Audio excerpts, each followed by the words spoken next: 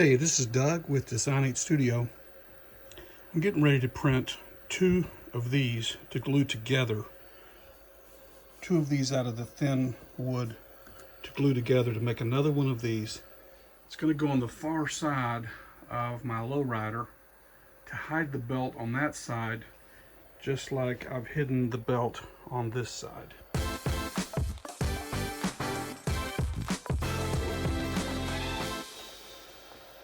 So I think we're just about ready to do our homing and probing.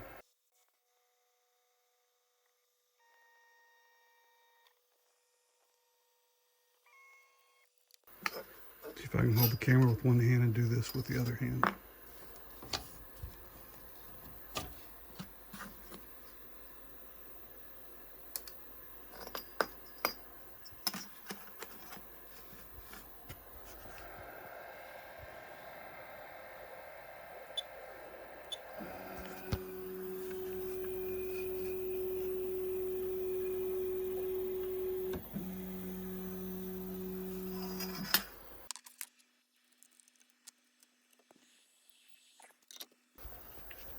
I'm using a 1/4-inch bit with my new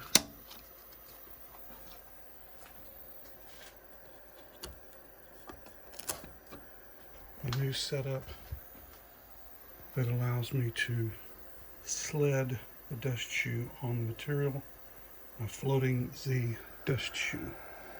Alright, so we're going to go into G-code, go down to LowRider 3, Y extended plate, set of 2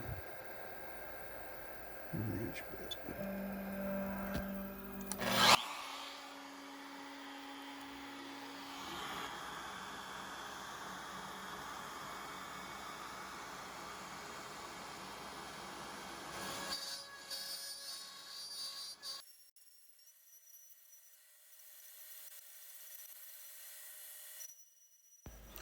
I have another cut job with a 1/8 inch bit to drill some holes. I should have done that job first, but I had lots of good holding tabs in this one, so it didn't really hurt me that I did the profile cut before drilling the holes.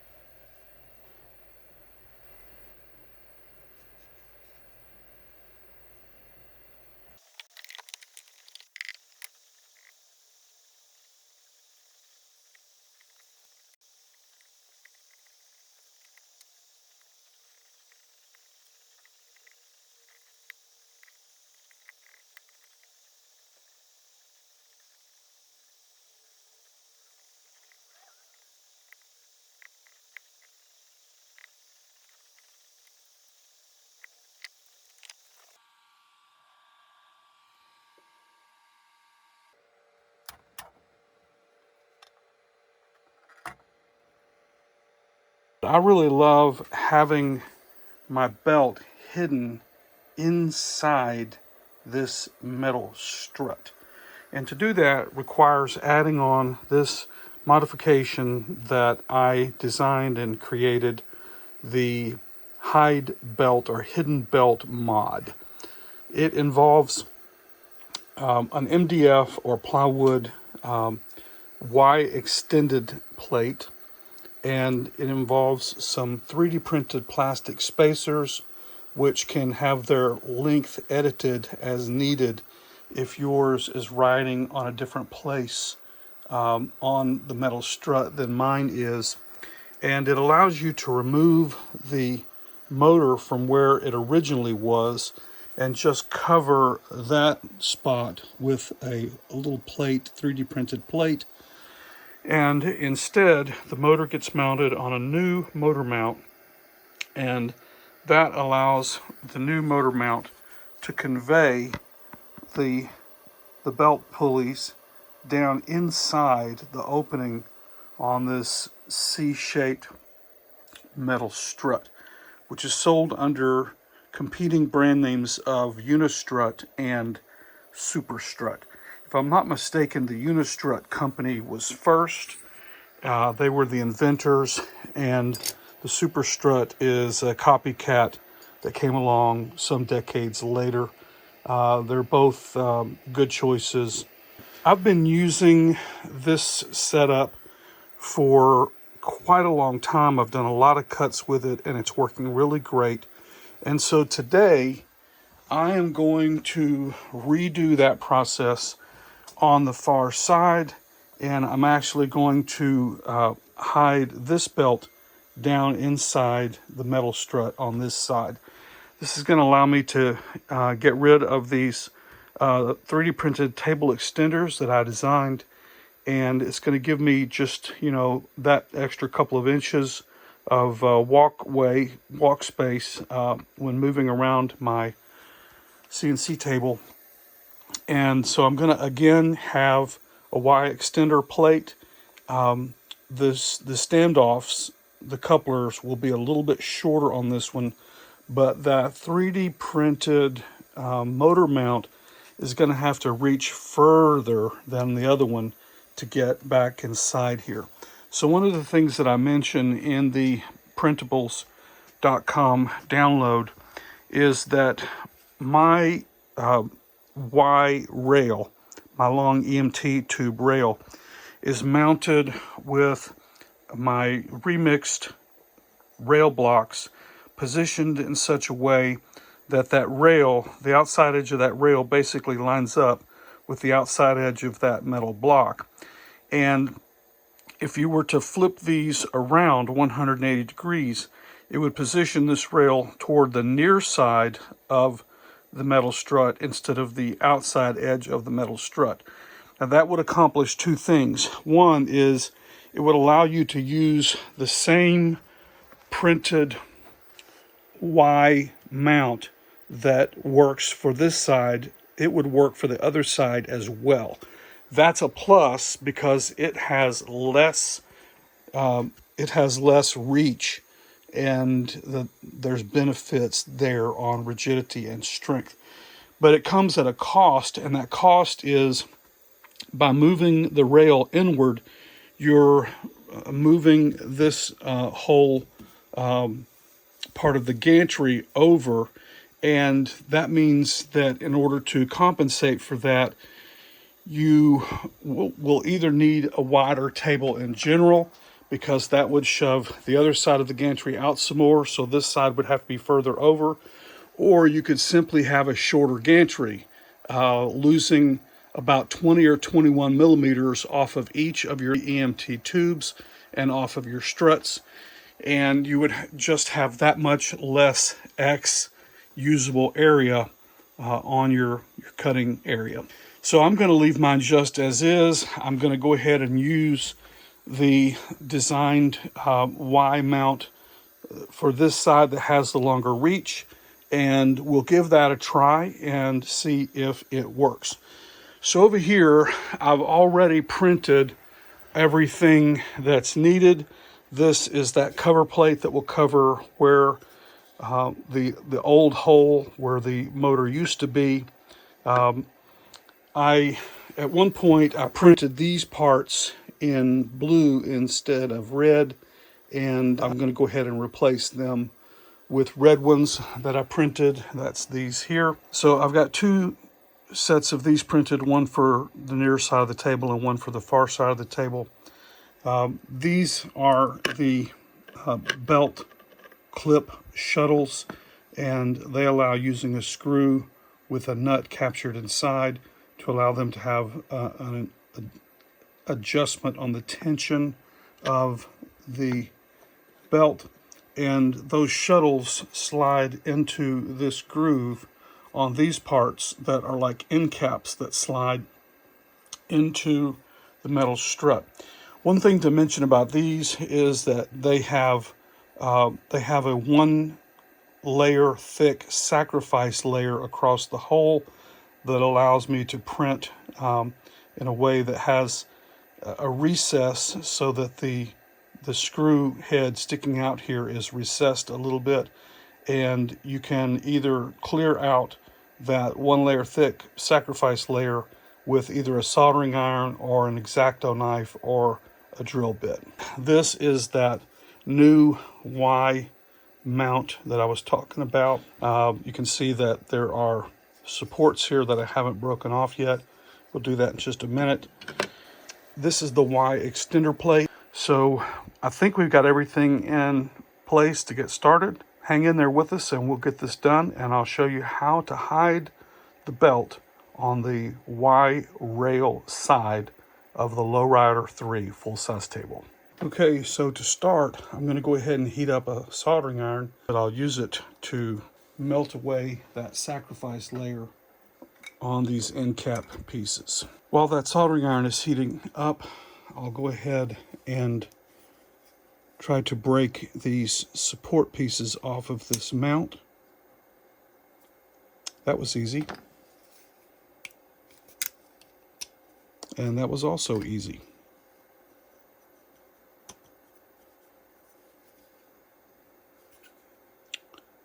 The end stop mounts on whichever side is needed. This thing is bidirectional, so it works no matter which way your table is oriented. But there are end stop switch screw holes on each side. These little slots here on each side are for zip ties, for tying your cables down. These screw holes are for mounting the 2 pulleys, and these mounting holes are for the screws that will attach your motor to this motor mount.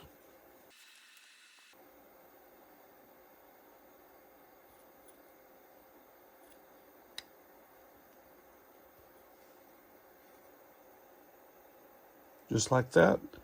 That screw hole is clear. Show you doing one more.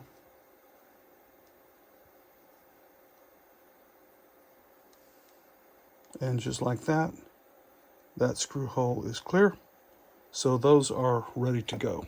So let's go ahead and get our M5 nuts inserted into the right position on these parts and get these spacers added on to the motor mount.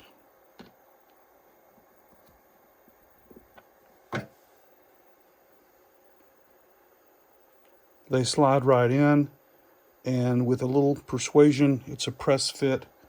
With a little persuasion, they line up perfectly for the screw to come through.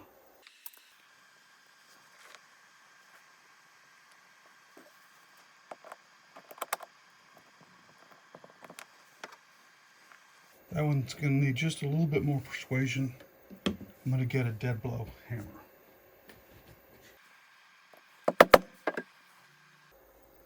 There we go. So that one's all prepped and ready. Now I just got to do that 3 more times.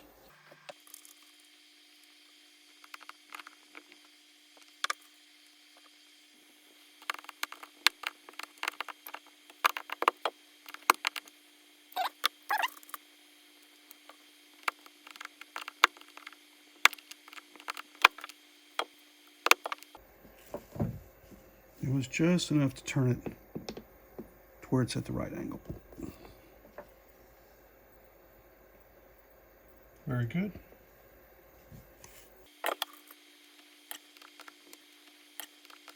So when I say the right angle, the peaks on the nut should be pointed straight up out of the hole. That's the right angle to get them inserted.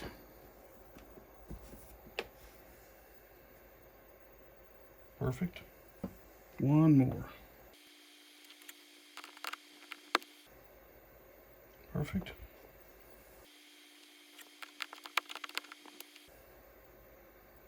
Maybe just a tiny bit more.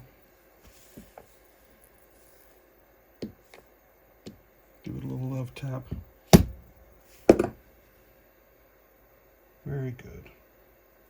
So on the far side, this one is going to be oriented like this, and that means that the spacers need to be on this side of the Y extend plate, and I like to have them in like this, where when you're looking at it from the top, the nuts are hidden down underneath. So we're going to go in with screws through here and into the captured nuts and attach here, here, here, and here. And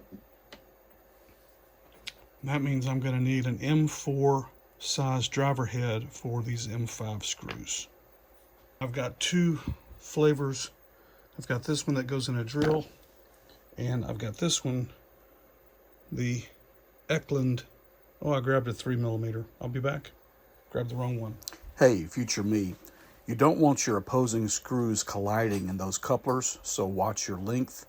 Cut them a little bit short if you need to. Remember, the wood can compress. Washers are your friend. I've got two. Hey, you already said that.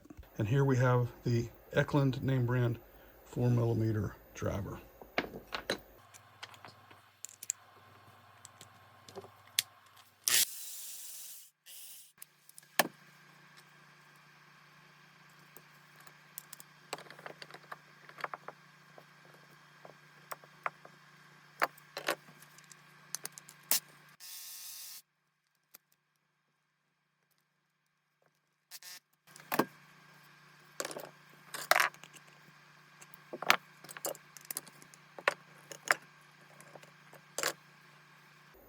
All right, that's looking good, and I'm going to call that one done. It's nice and snug, and we'll move on.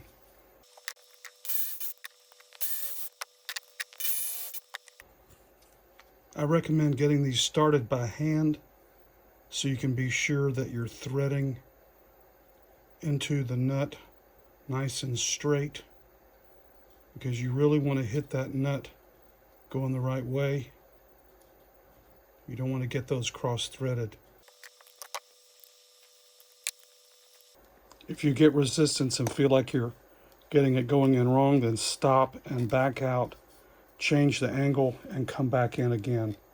Because if you get that thing fouled up, get those threads fouled up with cross-threading it, then it really messes that screw up and messes that nut up.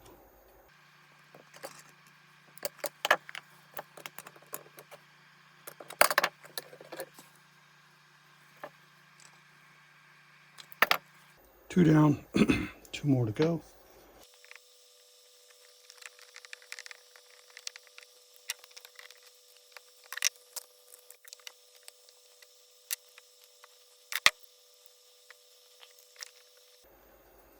I fear I've got this one going crooked. Either that or I've got a messed up nut. That nut does look different than the others. I'm not sure why.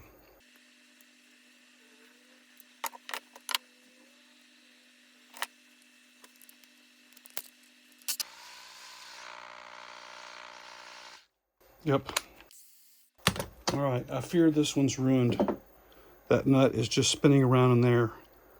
There's definitely something wrong with that nut.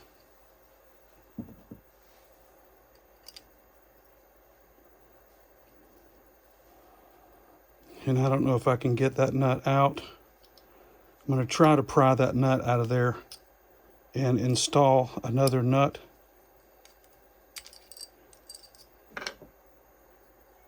Something really wrong with that nut. It didn't look right from the start.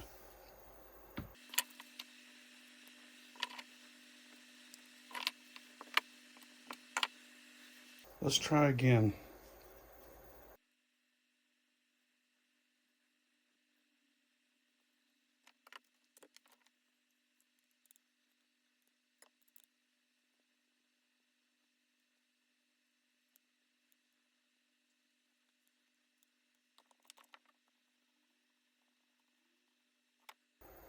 All right, just in case it's the screw instead of the nut, I'm going to get a different screw.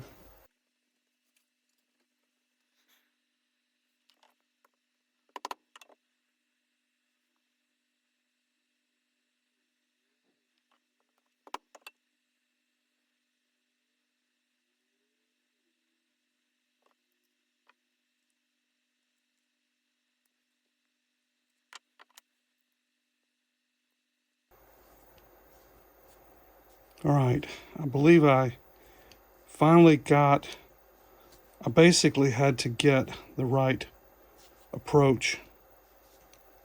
The approach was in the plastic was crooked coming into the screw. And I finally got that straight. So it may not have been that other nut to begin with, but I think we'll be able to get it now.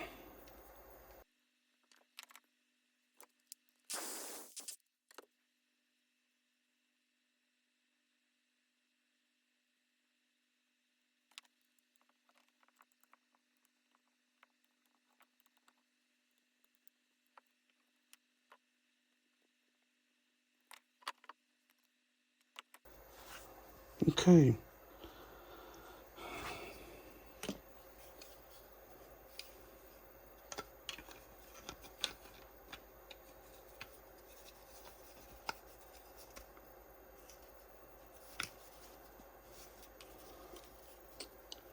That will go something like that.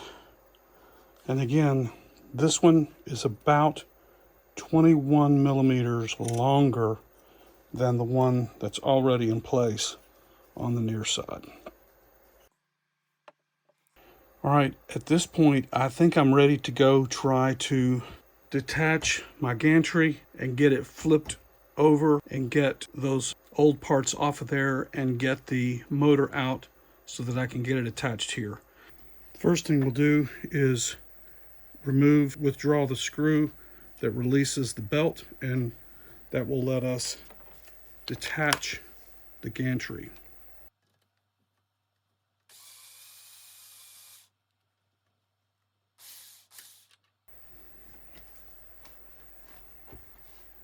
So that means the belt is no longer under tension, and this is going to let us be able to flip the gantry over.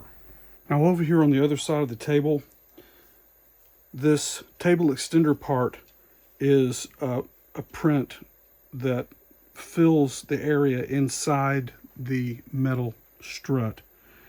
And that means that this screw on this rail block actually has to go down into this extender. It actually, I kind of drilled a place in there for it. So that means that I've got to remove this screw attaching this rail block before I can slide this belt extender out.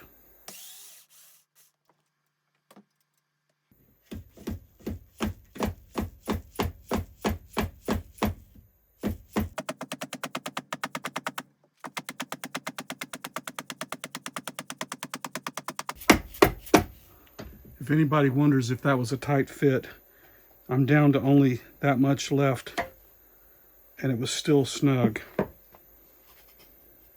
You can see the hole there that the screw from the rail block went into. This notch was designed because originally there was a big screw head with a washer on it attaching the metal strut to an earlier table, and that screw head was about right there, and so I put that notch in to allow room for that. This has really served well for lots and lots of cut jobs. I heard taps playing faintly in the distance.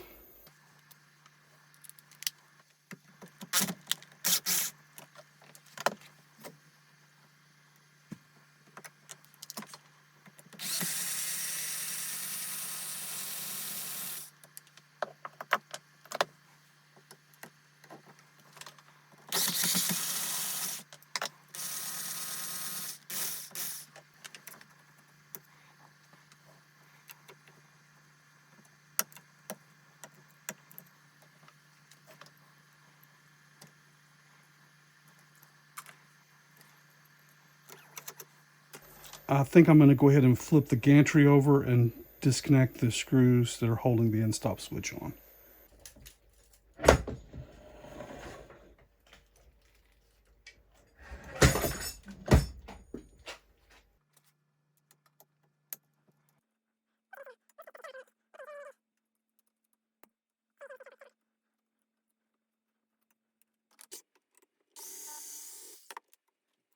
In order to get those screws out, I've got to be able to hold the nuts still on the far side.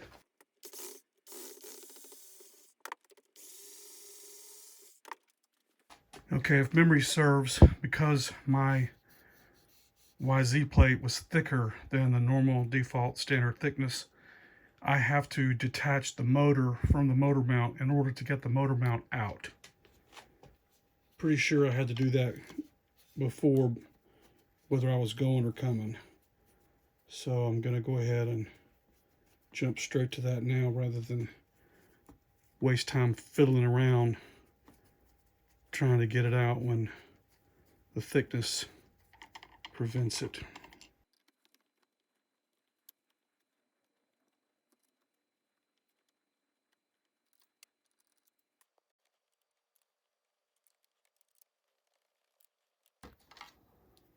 All right, the motor has been freed.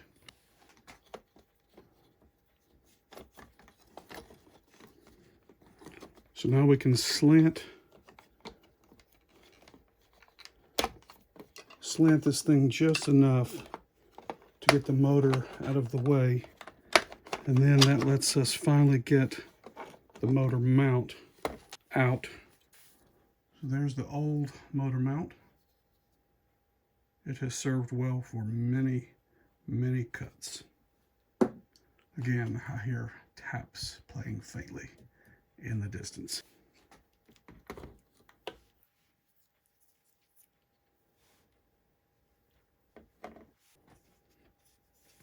So this is going to mount something like that.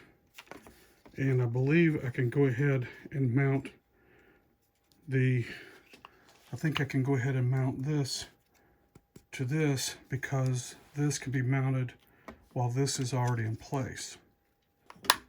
I'm also using M5 by 25 for these.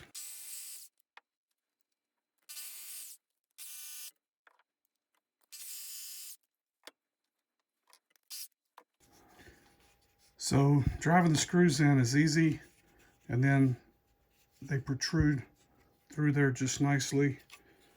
So I just need to get some M5 nylock nuts onto those screws.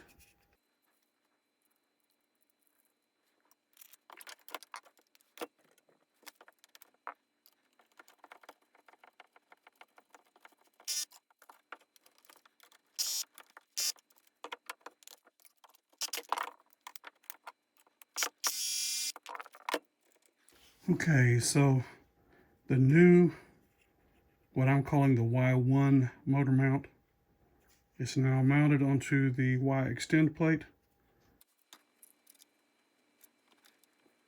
I'm going to try these M5 by 25 millimeter screws, see if they can do this for me.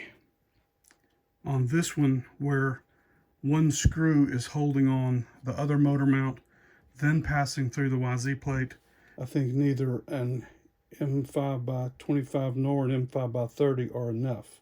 I think I would need about a 35 are a 38. So I'm gonna have to take an M5x45 and cut it down to make the right length of screw here.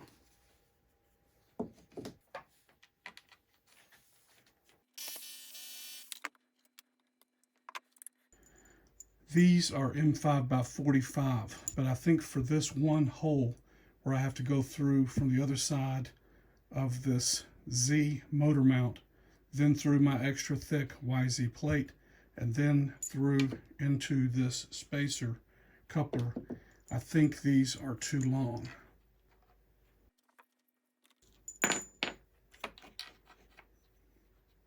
Yeah, these are too long. Is a 30 long enough is the next question, because I have some 30s. 30 is not long enough. So I need to cut about 10 millimeters off of these M5x45s to make it an M5x35.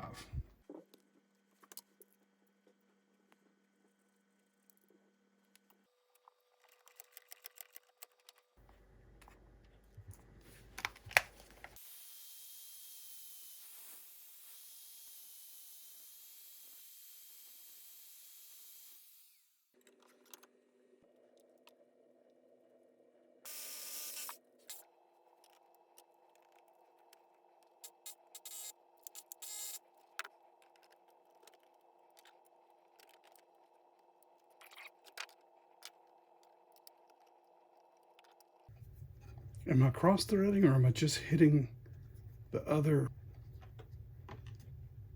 I think I'm hitting the other screw. I didn't take enough off of it. Unbelievable. I gotta grind some more off that screw. 1 minute, 37 seconds later.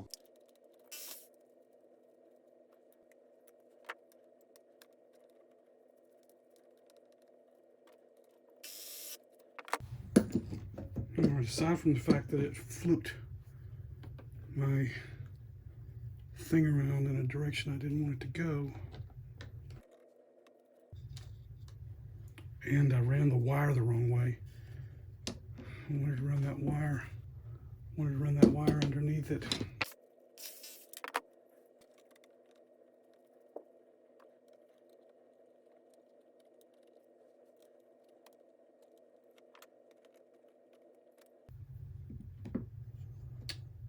I think it's still not short enough. I gotta go cut some more off. 1 minute, 37 seconds later. It's not the end stop wire that's problematic being left out, it's the stepper wire. And I'm so focused on the screws not colliding that I'm leaving the stepper wire out again. At this point, I still didn't realize that, and later I had to take this thing off just to get the stepper motor fed through where it needs to be. But at least it wasn't a hard fix.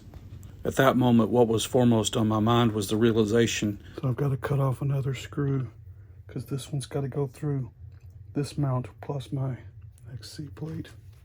Oh, Dougie boy. Not just one more, two more. There's 2 screws going through that mount, and you've got to replace both of them. 1 minute. Hey, we get it.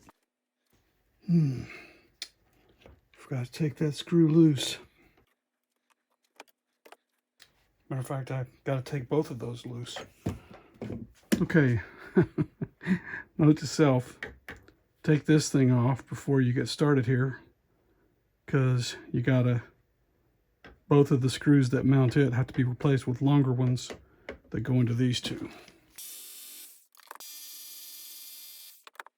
All right, I gotta go cut off. I gotta make one more shorter version of this M5x45 down to whatever that is, M5x35.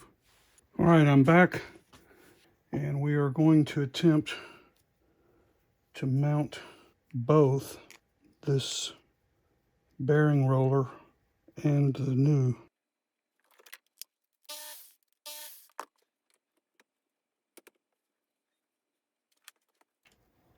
It's very tempting to use the drill, but the ability to feel by hand whether or not you're cross-threading or getting a good solid grip into that nut argues in favor of using the hand tool instead. All right, 2 down and 2 to go.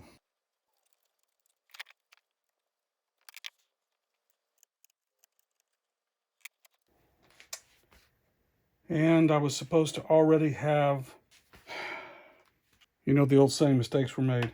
I was supposed to already have this motor threaded through here before doing this. All right.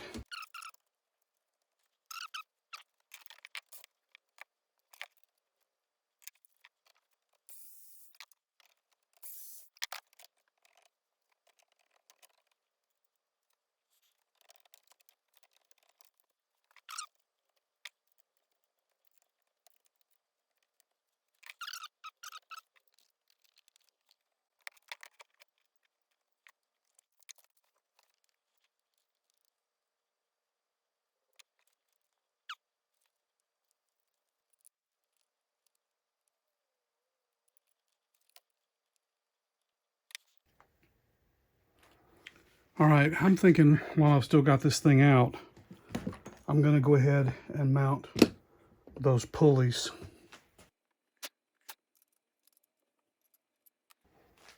And if memory serves, in order for this to work, I need a tapered head, 20 millimeter M5, I think. Remember, these don't need nuts on the bottom.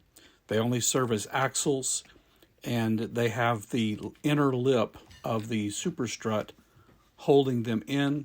Once this thing is in place, there's no way these screws can come out. Also, since it's a tight fit in the opening of that superstrut, I found it's helpful to use a grinder and take about a 1/2 millimeter or so off the top of the screw heads. And later on, I did that. This probably goes without saying, but if you have a little bit of overlap where the 2 screws are hitting each other, going and coming, then you can use some washers, for instance, on the outside screws, to let them snug up before they get quite so deep. So I'm going to do that because I seem to be having a little bit of overlap where the inner screw and the outer screw are hitting each other.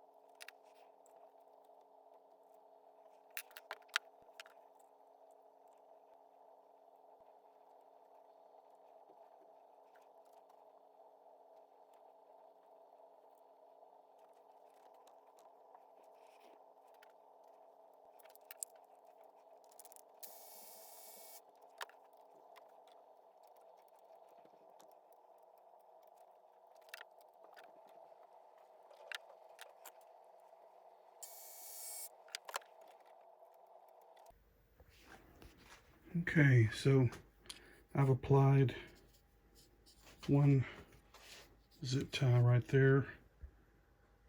Keep those wires in check. All right, as you can tell, the LowRider is still upside down, but I think I'm ready to go ahead and flip it back over. So let's do that.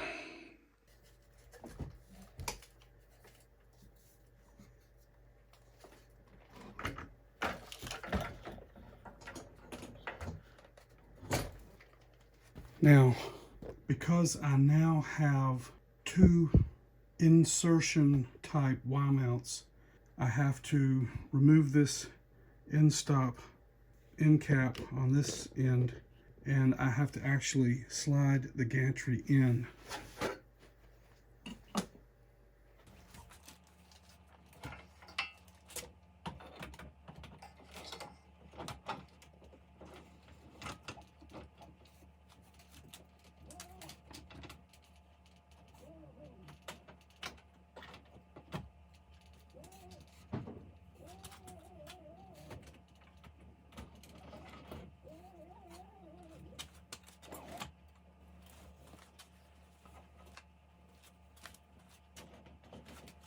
Okay, so both are in place and riding in the strut.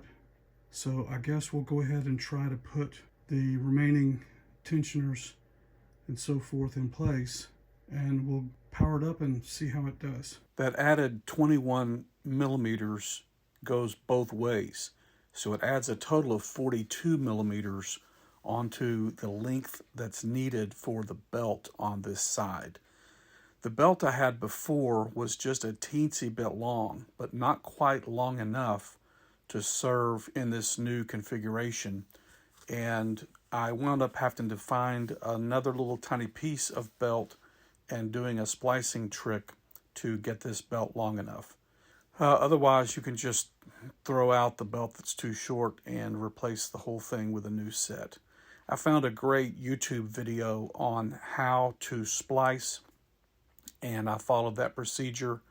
Used super glue to splice the two ends together, so I was happy to get a successful splice. And that splice was at the far end, beyond where the belt pulley system would ever pull it in. It would never have to go around the pulley. It would never get pulled in where the motor is. It's just needed just to reach that tensioner on the far end. So there you saw me sliding the belt in and then using an Allen key to push the excess from inside the metal strut out to where I could reach and get it with my fingers. Here you see me pause, deliberating about whether to cut off the kinked end. And I had fiddled so much with trying to straighten out the other end of that belt that I seriously considered snipping it. But I just wasn't sure yet how much length I would need. And so I decided in the end not to clip off that extra 1.5 inches or whatever. And I just sat there fighting with trying to pinch on it and mold it and shape it to try to get it straight enough, because when you reach it in through the backside of that new Y motor mount, the motor is near you, but that other pulley is a distance away, and you kind of need some straightness on that belt to get it to go where you want. I was able to finagle it. I think fiddly is the word that I've heard teaching tech use. This was a fiddly process, but I was able to get it inserted. As you can see here, it took me more than one try, but I was able to get it inserted and then get it pulled on out through for the other side. And we're now in the home stretch. You can see me feeding it through, getting it turned the right way, and I'll just give you a glimpse in through the backside there. There we go. Now inserting the Y minimum side of the belt on the rail side into the end stop clip belt tensioner shuttle, as I call it. The same type of end cap is used on all four corners, and that end cap has a separate part that is an adjustable end stop. This gives you not one but two ways to actually adjust for squareness. In addition to adjusting for squareness in software, you can also simply loosen a couple of M3 nuts and then slide that end stop one way or another by actually quite a distance. These are M3 by 12 millimeter. And I'm thinking a washer on the screw and then another washer on top before the nut.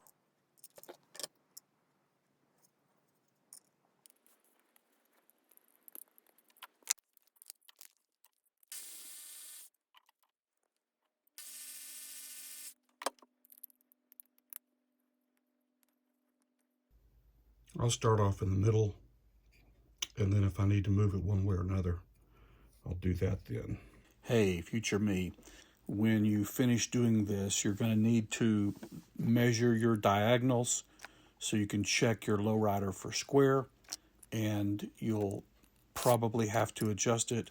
And again, you can adjust it either hardware-wise with these adjustable end stops or software.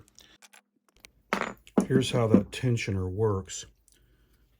The belt is inserted here, and this belt tensioner clip slides into this part like this,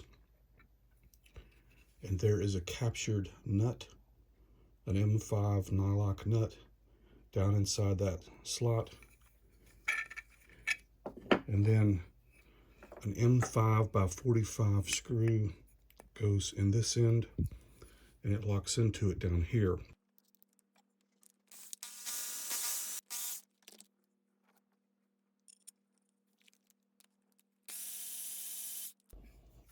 So here you can see I've loosened it to make it easier to get it installed.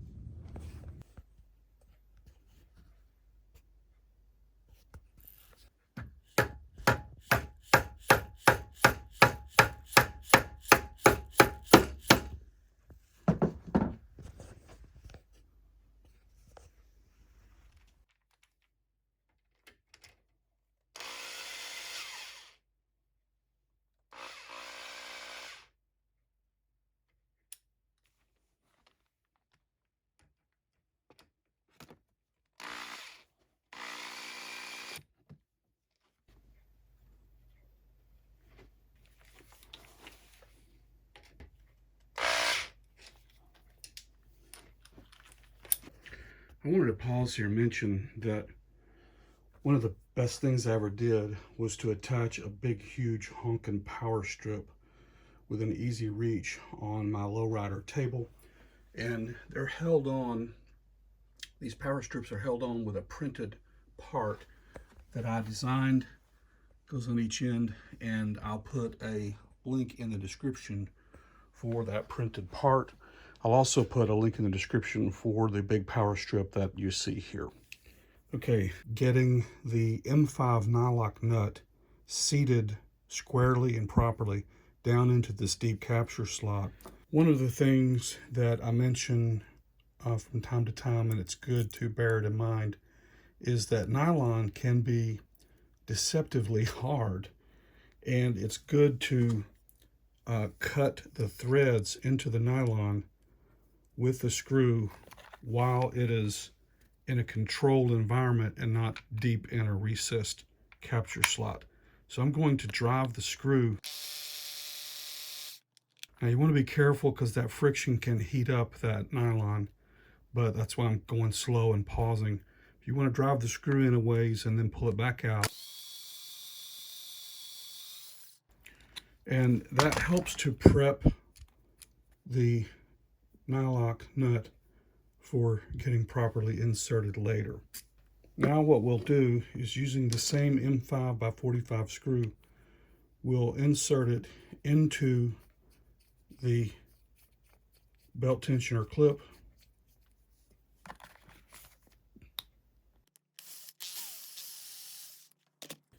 And now I will thread the nylock nut onto it.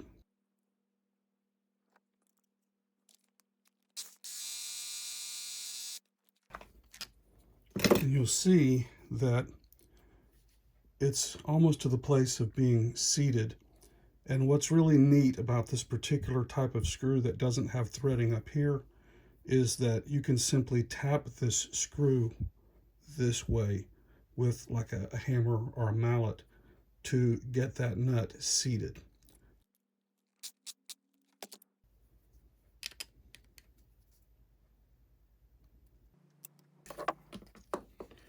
Position it on the edge of a table like this.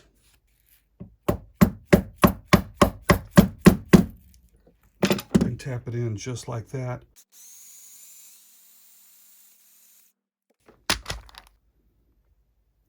And this one is now prepped and ready to be tightened up inside one of the shuttles, gripped with an M5 by 45 in through this end.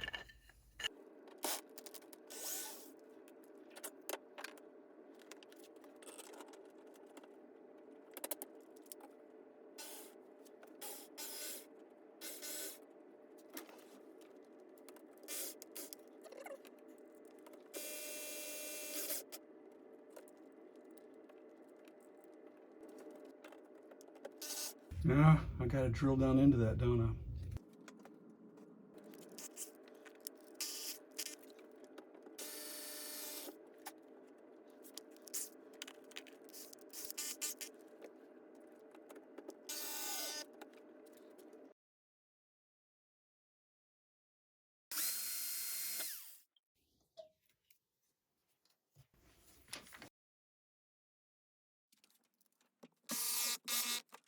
Perfect. Okay, so I've got her all done, and I wanted to just mention a couple of things in a kind of a quick post-mortem. One is that this new mount, it's very, very important that it doesn't touch the metal strut either on the top or the bottom.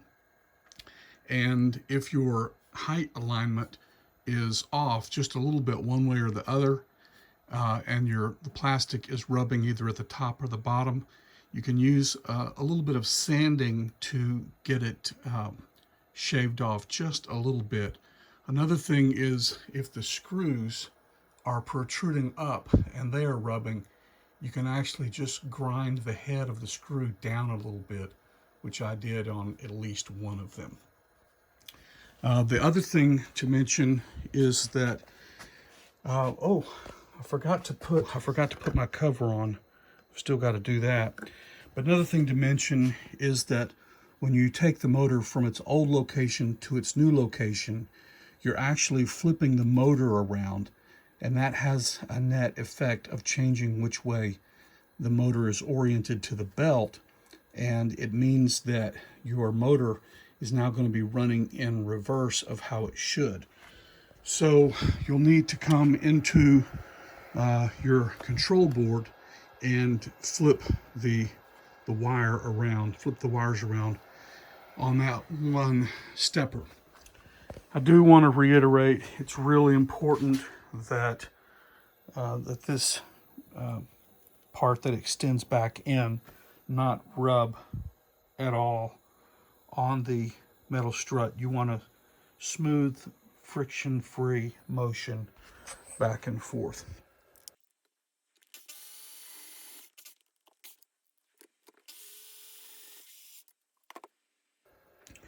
All right, so now I have my belt hidden on the Y rail side, in my case the X rail side, just like I have it hidden over on the other side.